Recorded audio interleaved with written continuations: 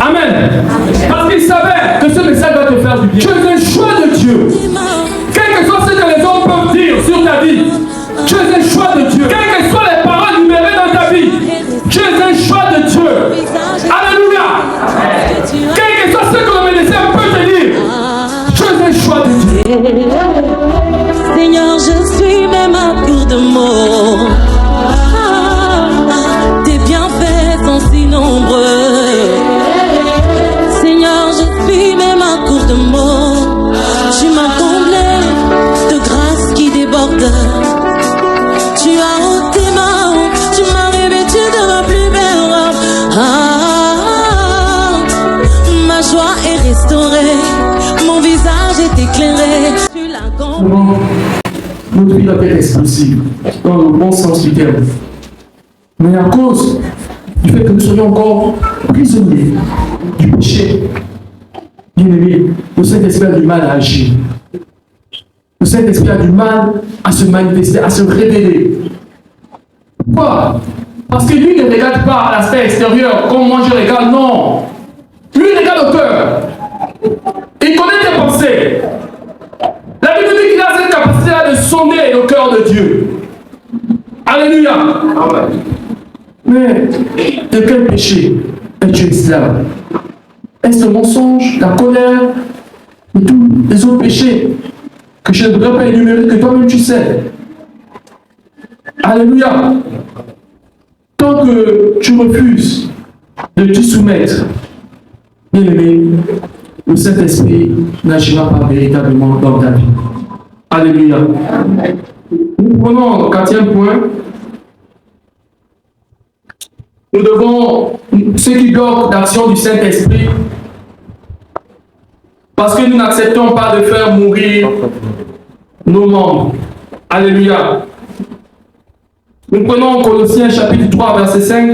La Bible dit, faites mourir les membres qui sont sur la terre. Quels sont ces membres? L'impudicité, l'impureté, les passions, les mauvais désirs et la cupidité. Alléluia. Nous devons faire mourir ces membres-là. Amen. C'est pourquoi le Seigneur avait dit que si c'est ton oreille ou ton bras droit qui est une occasion de chute pour toi, coupe. Amen. Nous devons faire mourir cela. Mais nous refusons de faire mourir ces membres. Tout simplement parce que nous voulons continuer de vivre comme on vivait autrefois dans notre vie de péché. Alléluia. Or, la Bible nous enseigne que les temps sont mauvais. Amen. Les temps sont mauvais. Nous ne pouvons plus marcher comme si de rien n'était. Les temps sont mauvais. Nous devons aller de l'avant. Nous devons continuer à œuvrer avec le Saint-Esprit. Alléluia. Et Rebecca l'a compris. Rebecca savait que son avenir était avec les paroles que ce serviteur libérait. Nous, Église, nous devons comprendre que tant que nous allons obéir à la foi du Saint-Esprit, nous allons avoir des succès, des grandes victoires. Aussi longtemps qu'on fera nous-mêmes opposition à la voix du Saint-Esprit, aussi longtemps que nous allons nous abstenir en mettre en pratique tout ce qu'on nous enseigne, bien aimé, il y aura des blocages. Tu peux avoir 1001 prophéties dans ta vie, bien aimé. Mais si tu fais un blocage, si tu constitues toi-même une entrave pour l'action du Saint-Esprit dans ta vie, rien ne va se faire. Alléluia.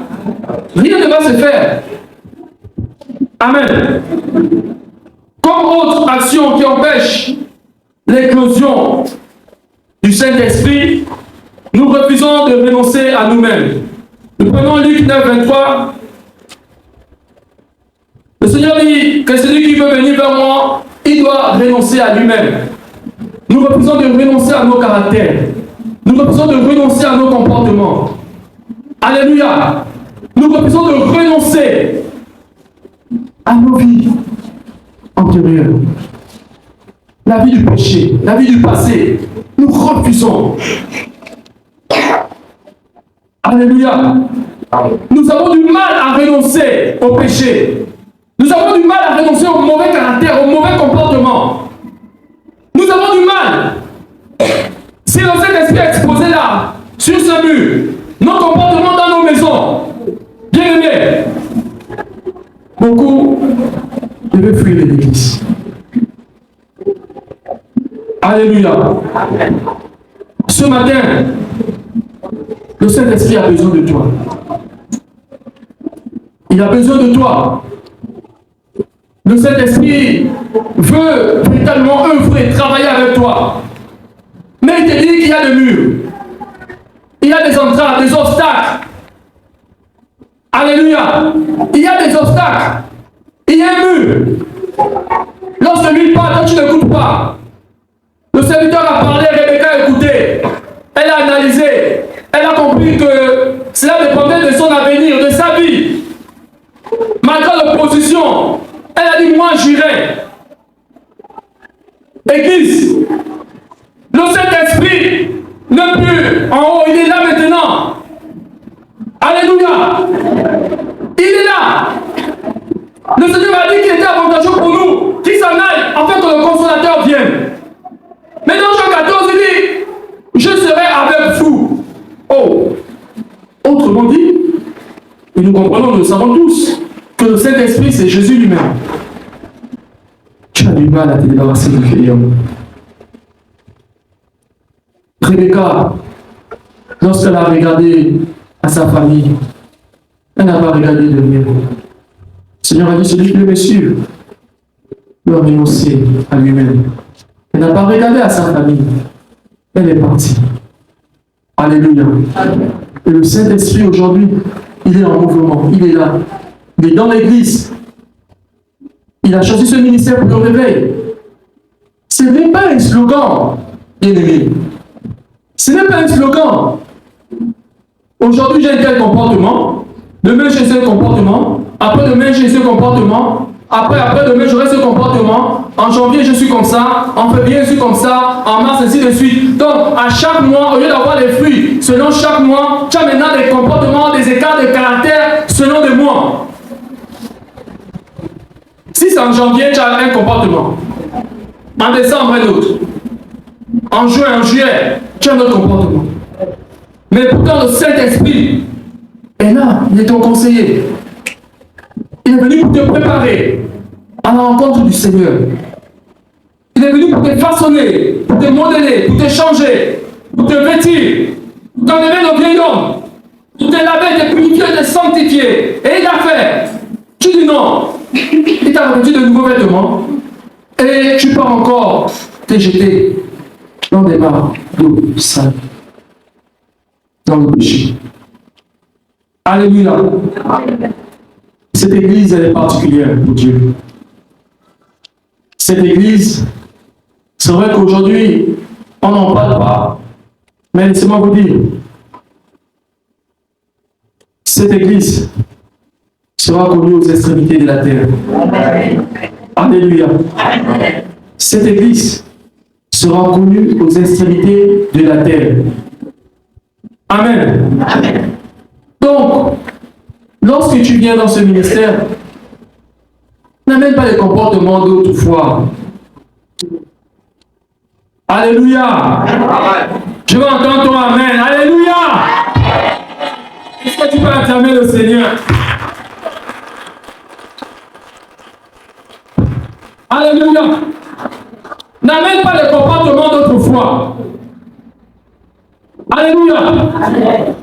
Si dans notre église, tu te comportais de cette manière, mais ici non, on a horreur du péché. On a horreur du péché. Alléluia. Pourquoi? À cause du sceau que Dieu a mis en cette église. À cause du mandat que Dieu a confié à cette église. À cause de la responsabilité de cette église pour le réveil dans cette nation.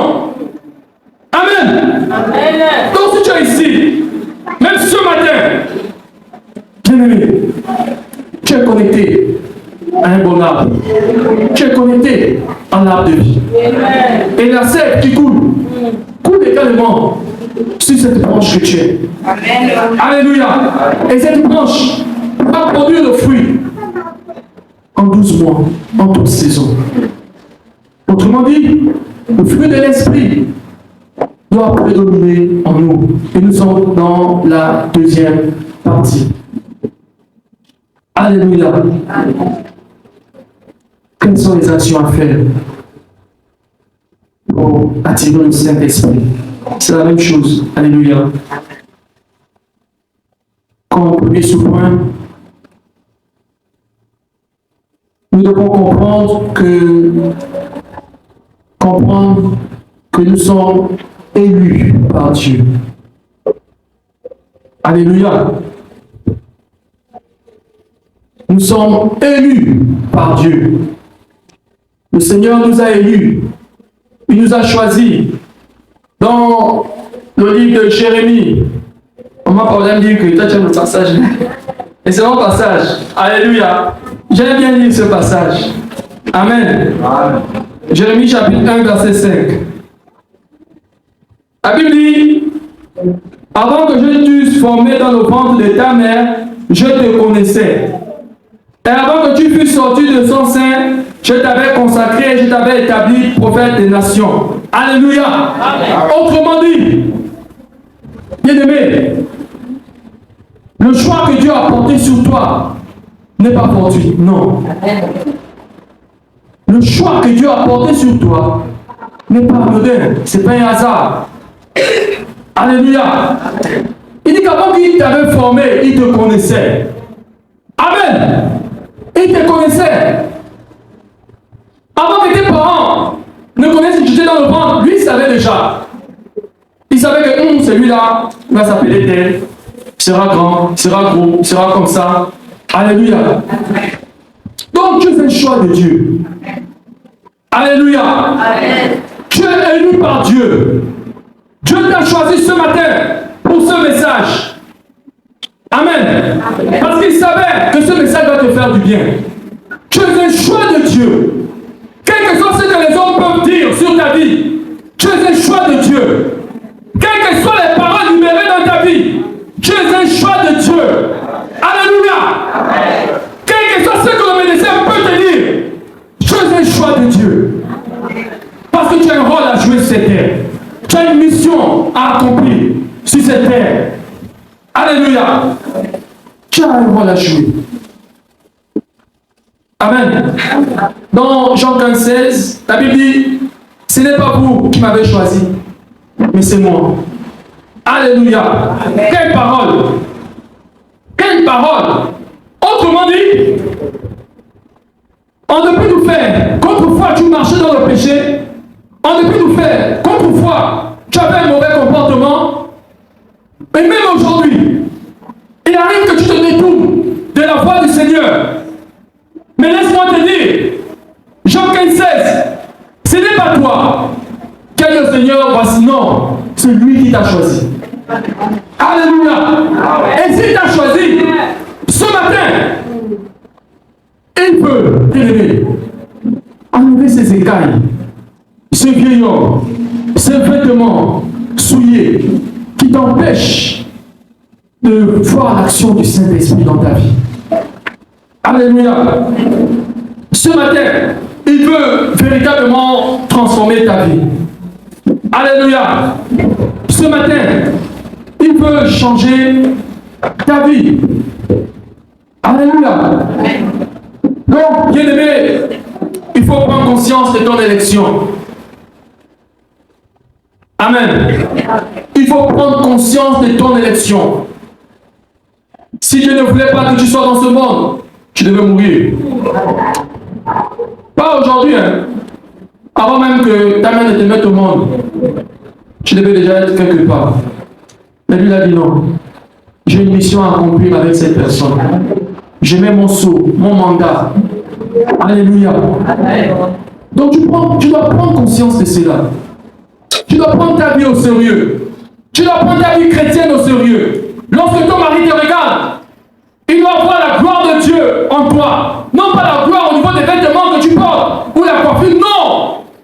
au travers du caractère que tu reflètes, au travers de l'image de Christ que tu reflètes. Lorsque ta femme également te regarde, comme moi, pour me regarde là, est-ce qu'on va acclamer le Seigneur?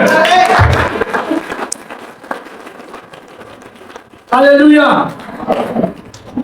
Comme elle me regarde, elle ne doit pas avoir le vêtement, non, mais le caractère de Christ en moi.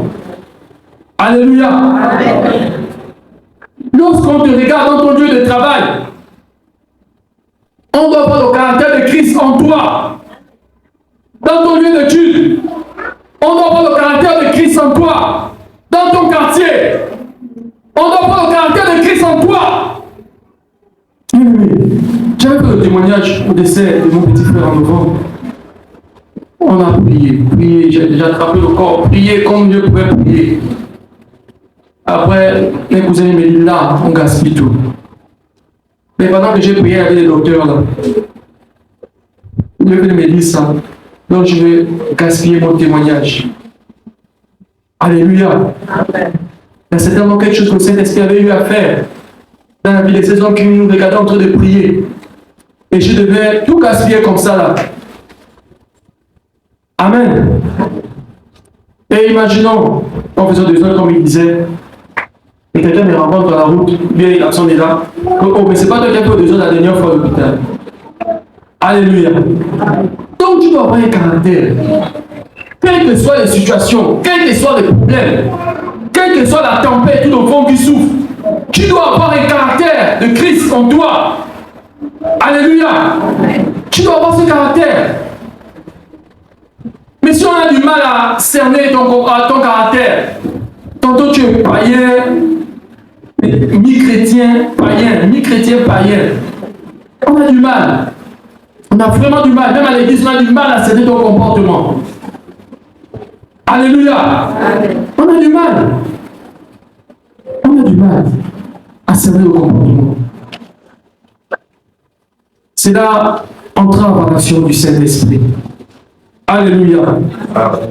Bien aimé, si Dieu t'a choisi, le deuxième sous-point du grand 2, c'est parce que tu dois répondre à l'appel de sortir de la masse. Tu dois sortir de la masse.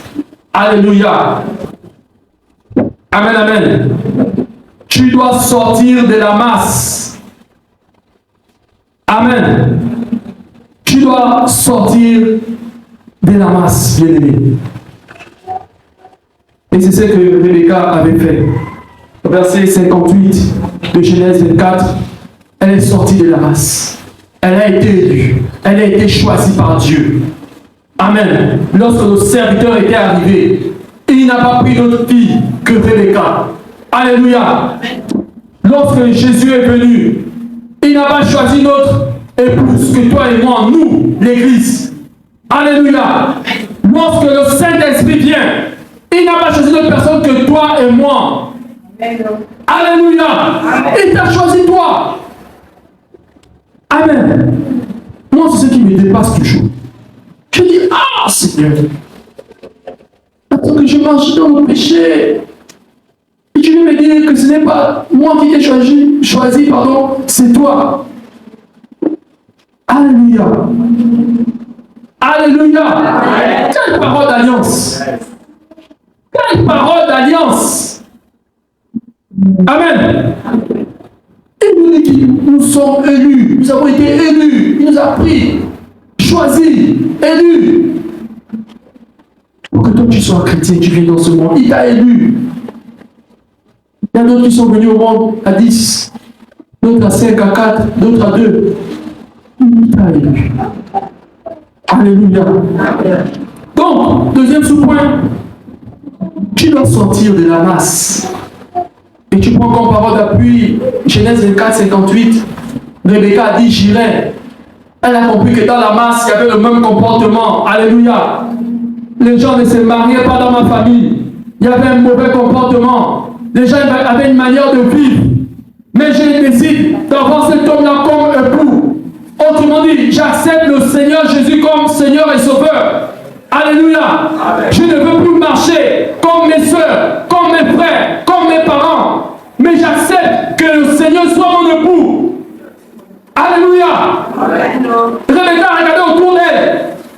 Elle a vu que la vie de sa famille ne glorifiait pas Dieu. J'irai. Alléluia.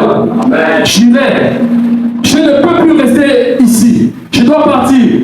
J'ai été élu. J'ai été choisi. J'ai été pointé du doigt. Je dois partir. Alléluia. Donc tu dois sortir des raisonnements de la tradition.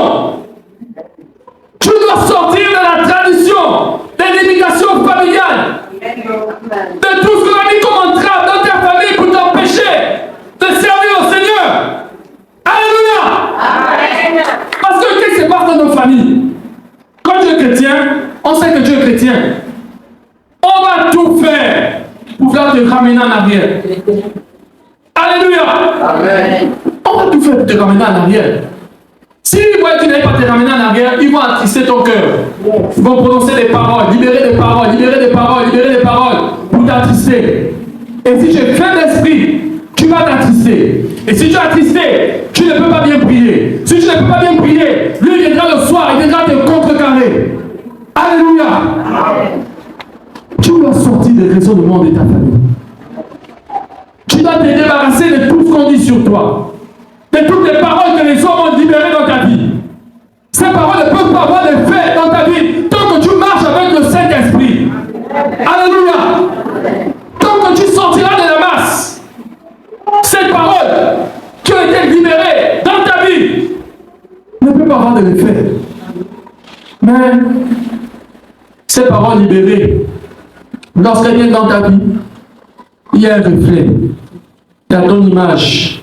Tout simplement parce que le péché est là. Alléluia. Amen. Le péché est là. Tu dois sortir de la masse.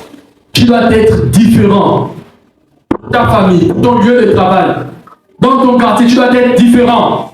Même si on se moque de toi, même si tes sœurs ont des petites amies qui viennent leur donner les 500, tu dois pas écouter tout ce qu'elles font. Amen. Amen. Même si c'est beaucoup d'argent, tu ne dois pas écouter ou te laisser intimider par cela. Même si à l'école, au quartier, tes amis ont des petites amies, jamais des grandes amies, mais toujours des petites amies. Même si à l'école, tous tes amis, filles comme garçons, chacun à son bébé, bien-aimé. Toi, continue à rester ferme dans la décision que tu as prise. Amen. Alléluia. Amen. Continue à rester ferme. Parce qu'il n'y a pas quelque chose que le diable aime. C'est lorsque ton corps est souillé. Lorsqu'il est souillé, il vient avec tous les éléments. Il vient avec la pauvreté, il vient avec les limitations, il vient avec les blocages, il vient avec la rétrogradation, il vient avec tous ces éléments, tous ces amis. Parce que le corps est souillé, les portes sont ouvertes. Alléluia. Donc tu dois sortir de la masse. Tu dois être différent des femmes. Tu dois être différent des hommes. Amen. Lorsque ta femme te regarde, elle est fière d'avoir un tel époux. Alléluia. Lorsque ton mari te regarde, il doit être fier de dire oui, je bénis le Seigneur de t'avoir mis sur mon chemin. Alléluia. Tu as du mal à dire ça, ma parole, c'est Amen, amen. Amen. Voilà, je bénis le Seigneur de t'avoir mis sur mon chemin.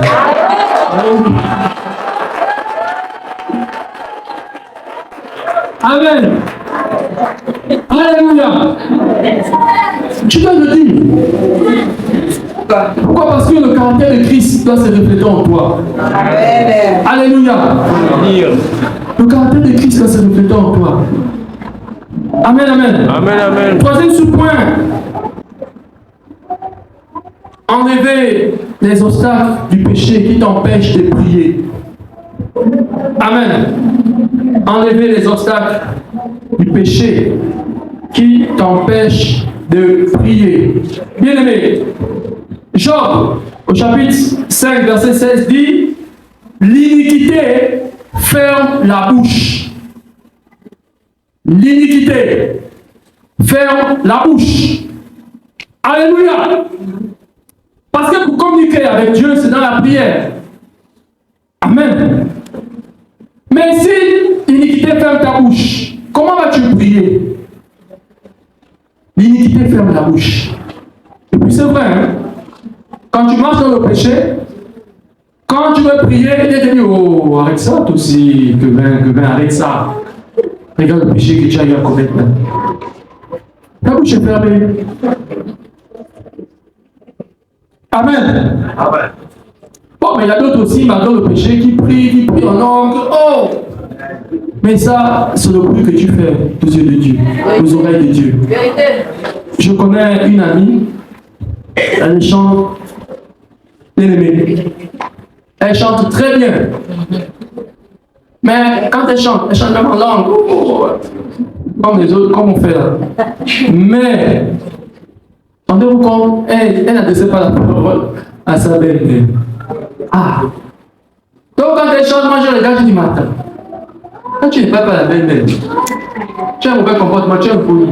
Et c'est toi qui chante en langue comme ça là. Ou bien c'est pas le même Saint-Esprit. Alléluia. La personne chante en langue. Mais c'était qu'elle a dans le cœur. La colère, je dis non. Alléluia. Donc, nous devons enlever les obstacles, ces obstacles-là, qui nous empêchent de prier, notamment le péché. Pourquoi? Parce que l'iniquité ferme la bouche. Alléluia. Comme quatrième sous-point, nous devons porter les fruits, bien-aimés. Tu dois porter les fruits. La Bible dit dans Jean 15,16, je vous ai établi afin que vous portiez du fruit. Jean 15,16, je vous ai établi afin que vous portiez du fruit. Tu dois porter du fruit, bien-aimé. Ce fruit de Galates 5, 22, on doit le voir en toi. Lorsque tu marches, tu dois porter ce fruit-là. Amen. Tu dois porter du fruit. Dans ton lieu de travail, à l'école, à la maison, avec les amis, tu dois porter du fruit. On doit voir en toi l'amour, la patience, la bonté, la bénignité, la fidélité, la tempérance. On doit voir les fruits de l'esprit en toi. Tu dois porter du fruit. Parce qu'il t'est établi. Alléluia. Souviens-toi que tu es une branche et lui il est l'arbre. Tu es connecté à l'arbre. Ce n'est pas sur l'arbre qui a du fruit, c'est sur les branches. Alléluia. Et tu dois porter du fruit. Amen. Tu dois porter du fruit. 5. Si tu ne portes pas du fruit, tu seras coupé. Alléluia. Si tu ne portes pas du fruit, tu seras coupé. Et nous prenons Luc 13, 6 à 9. La Bible nous parle de l'histoire du figuier.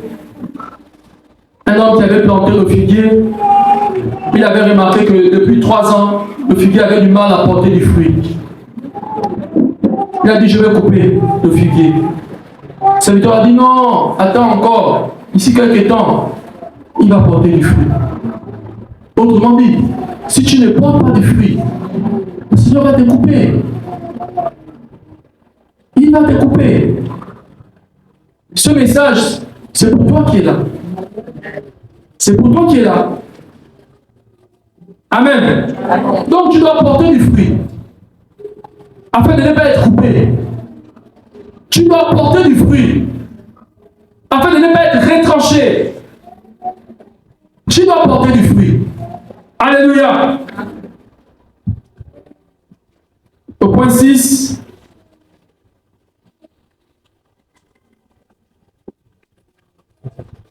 Point 6. Tu ne dois pas occuper la place inutilement sur cette terre. Amen. Parce que si je disais dans l'église, j'avais dit que, oh, plus moi là, je suis dans l'église, j'occupe la place inutilement, donc je ne viens pas. Non. Je passe sur la terre. Alléluia. On doit voir les bonnes œuvres en toi. Et c'était le cas de Dorcas.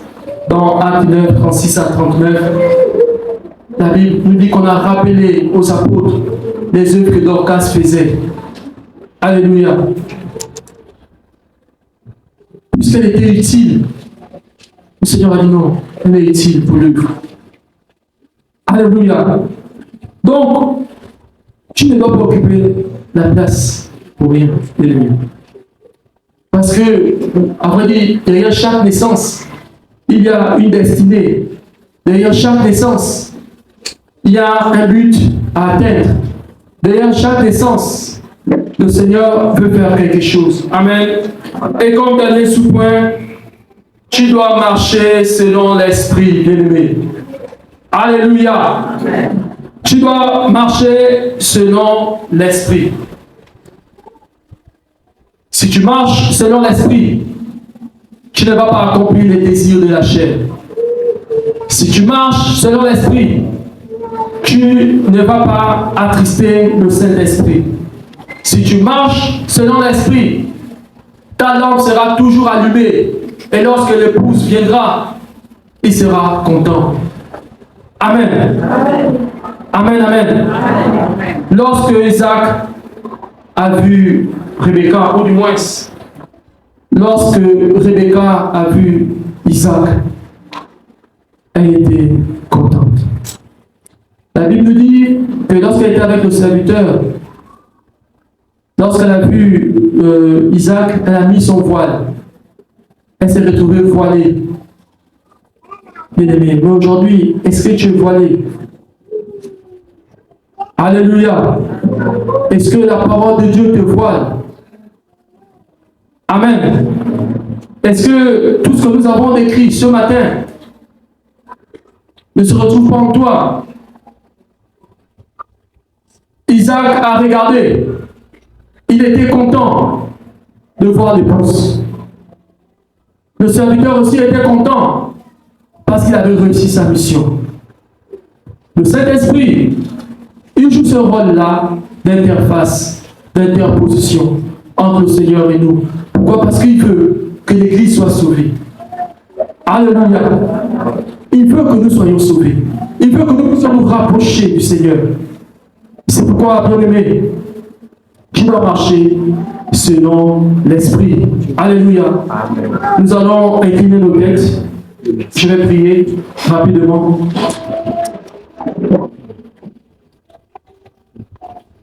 La Bible déclare dans le livre de Job, chapitre 14, verset 7, qu'un arbre a de l'espérance quand on le coupe. Il repousse et produit encore des végétaux. Quand sa racine a vieilli dans la terre, quand son tronc meurt dans la poussière, il reverdit à l'approche de l'eau, il pousse des branches comme une jeune plante. Seigneur, la parole que nous avons libérée ce matin, c'est ce tour qui fait repousser dans nos vies les branches, qui fait repousser tout ce qui était coupé en nous. Tout comme Abraham, qui représentait Dieu, a envoyé son serviteur, qui représentait le Saint-Esprit, pour préparer l'Église, qui était Rebecca, pour Isaac. Que le Saint-Esprit continue de faire cette œuvre dans nos vies. Seigneur, nous voulons véritablement te ressembler. Nous voulons être agréables à toi. Nous voulons être des enfants véritables, une épouse véritable, une épouse vêtue, dont les vêtements sont blancs en tout temps. Comme tu as dit, que tes vêtements soient blancs en tout temps. Nous voulons être agréables à toi, Seigneur. Nous voulons avoir un cœur qui te ressemble. Nous ne voulons pas marcher dans la fausseté, dans le mensonge, dans l'hypocrisie avec toi. Parce que toi, tu regardes le cœur de l'homme. Seigneur, nous te supplions, aide-nous à marcher dans ta voie. Éloigne-nous du péché. Éloigne-nous des œuvres de la chair. Éloigne-nous de tout ce qui ne glorifie pas ton nom. Éloigne-nous de l'ivrognerie. Éloigne-nous du mensonge, de la colère, la duplicité, le vol, la corruption, l'impudicité, la débauche. Éloigne-nous de toutes ces œuvres, Seigneur. Nous voulons que tu sois notre guide. Merci, Saint-Esprit. Que ton nom soit glorifié. C'est dans le nom précieux de Jésus que nous avons prié et nous disons Amen. Acclamons le Seigneur.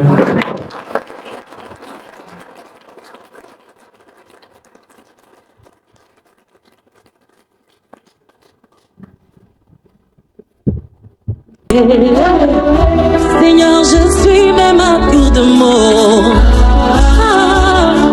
Tes bienfaits sont si nombreux. Seigneur, je suis même à court de mots.